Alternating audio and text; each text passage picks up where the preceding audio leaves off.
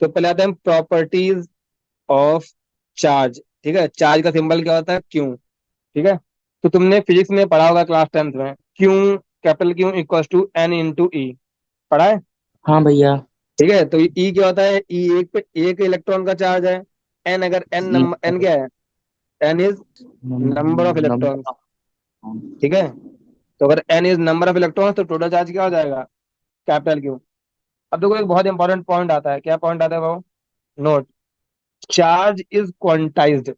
Charge is quantized. ठीक है, या फिर और दूसरे लैंग्वेज में बोलें तो charge is integral multiple of ई।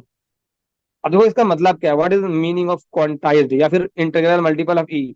मतलब ये, तुम इंटीजर्स का यूज कर सकते हो। जैसे मतलब यहाँ पे फॉर्मूला क्या था? Q equal to N E. ठीक है, एन क्या था? Number of electrons. ठीक है, तो इंटीग्रल मल्टीपल, इंटीग्रल मतलब क्या? इंटीजर। ठीक है, तो जो ई होता है ना, ये एन क्या होता है? एन क्या होता है? इंटीजर होता है। नंबर क्या होता है? कोई भी नंबर होगा तो इंटीजर ही होगा ना।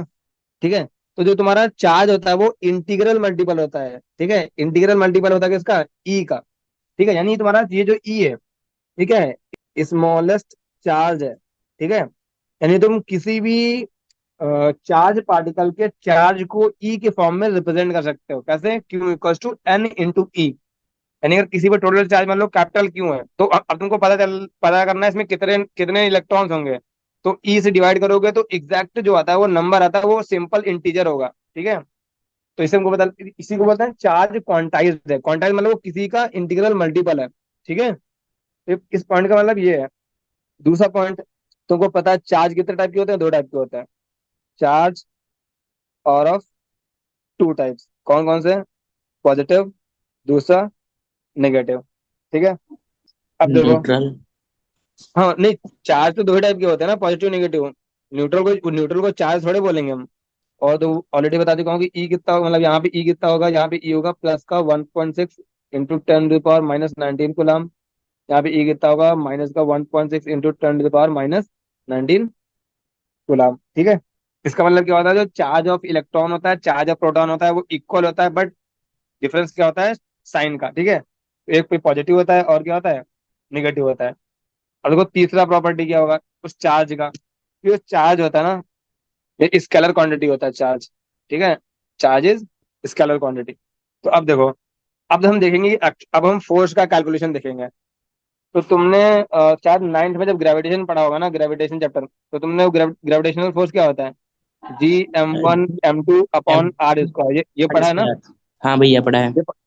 ठीक है, तो यहाँ पे M1 M2 क्या होता है? मतलब तुम्हारी दो दो बॉडीज है। मान लो एक बॉडी ये है जिसका मास M1 है, एक बॉडी है जिसका मास M2 है। तो इसके बीच में जो फोर्स और लगा होगा, ठीक है, फोर्स ड्यू टू ग्रेविटेशन। ठीक है, वो फोर्स ड्यू टू ग्रेविटेशन कितना आता है?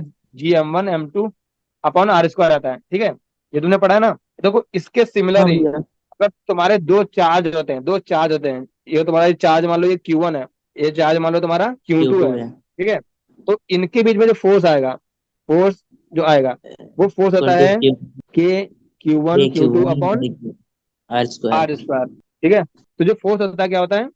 हाँ ठीक है, तो दो जो चार्ज पार्ट, जैसे यहाँ पे दो मासेस के बीच में फोर्स होता है G m1 m2 upon R square, ऐसी दो चार्ज के बीच में जो फोर्स होता है वो होता है K into Q1 into Q2 upon R square. ठीक है, जहाँ पे जो के होता है, ये होता है 1/4 पाई एप्सिलॉन नॉट। ठीक है, प्रॉपर्टीज ऑफ चार्ज हो गई। ठीक है, हमने फोर्स भी देख लिया। ठीक है, और एक और चीज देख लो कि अगर तुम्हारा दो चार्जेस है, पोटेंशियल एनर्जी कैसे निकालते हैं हम? ठीक है, तो पोटेंशियल एनर्जी का फॉर्मूला होता है, वहां पे जो मास होता था फॉर्मूला क्या होता है वहां पे? यहाँ पे फॉर्मूला होता है 1/4 pi epsilon naught Q1 Q2 upon R. ठीक है, तुम्हारा जो जब मासेस होता है तो पोटेंशियल एनर्जी का फॉर्मूला क्या होता है तुम्हारा? G m1 m2 upon R. ठीक है, तो यहाँ पे क्या होता है? 1/4 पाई एप्सिलॉन नॉट, जो कि क्या है? के है, जो कि क्या है? के है। तो ये प्रोपोर्शनलिटी कांस्टेंट बोलते हैं ना, ये तो कहीं भी यूज होता है कि अगर कोई भी कांस्टेंट होता है